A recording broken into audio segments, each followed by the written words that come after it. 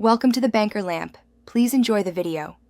In this video, I will explain how to file a professional tax return in West Bengal step by step. First, you need to understand the applicability of professional tax. Every individual engaged in a profession, trade, or employment in West Bengal is liable to pay this tax. You must register online via the Directorate of Commercial Taxes website and obtain either a TEC for self-employed individuals or a PTRC for employers. Next, let's talk about calculating your tax liability. The amount of professional tax depends on your gross monthly income or your specific profession.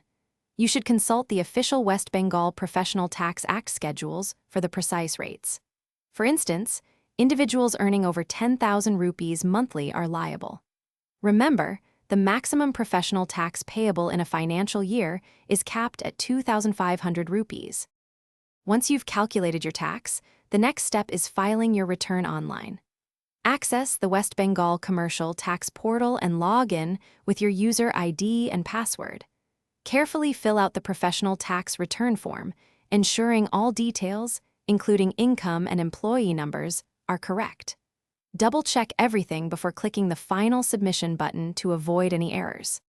Finally, after submitting your return, proceed to make the payment. You can pay your professional tax online through the GRIPS portal using net banking, debit card, or other options. After a successful transaction, download and save your payment receipt and the acknowledgement.